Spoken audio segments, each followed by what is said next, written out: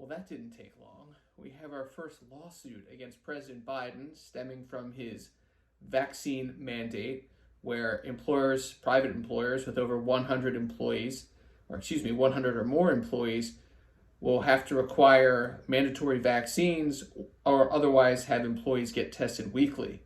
This is Eric Meyer from the Employer Handbook, and I want to tell you all about a lawsuit right here from the state of Arizona, filed last week against President Biden and other defendants. I've read the lawsuit. Let me give you the Cliff Notes version from a press release issued by Arizona Attorney General Mark Brnovich.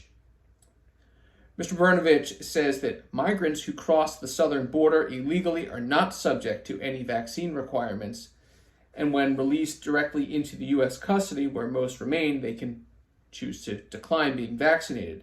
This reflects, according to the state of Arizona and the Attorney General, an unmistakable and unconstitutional brand of favoritism in favor of illegal migrants. The Attorney General's office argues that Biden's vaccine mandate, quote, violates the Equal Protection Clause by favoring migrants that have crossed into the country illegally over legal U.S. citizens. The Biden administration allows migrants to decline the vaccine, protecting their freedom and bodily autonomy more than American citizens, close quote. Well, I've also read the lawsuit that the state of Arizona filed last week, and there's some other theories that Arizona bestows. First is that the vaccine mandate violates the rights of citizens to bodily integrity. Another theory is that it violates the principles of federalism. And generally speaking, states are the ones that decide, such issues that President Biden has ordered through his vaccine mandate, and therefore the state of Arizona argues that this is a violation of the 10th Amendment. And finally, the state of Arizona argues that President Biden has, quote, unconstitutionally subverted Congress's authority by exercising quintessentially legislative powers, close quote. In plain English, usually the House and the Senate are the ones that come up with the bills, send it off to the president, and the president signs it.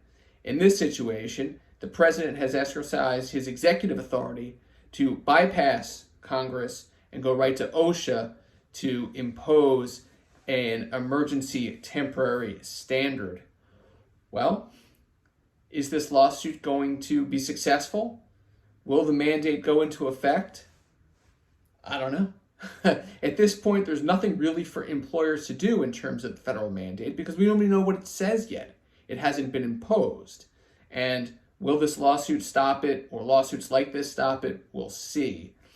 In the meantime, I'll drop a link to the lawsuit down in the description below. I'll also put a card up top.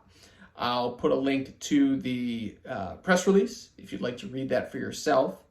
Also, I recommend that you check out the recording of the Zoom that my Fisher Broyles partners and I did this past Friday. It was mandatory vaccinations at work just got real. We talked about everything having to do with the Biden mandate or the forthcoming Biden mandate, everything we know, everything we think we know.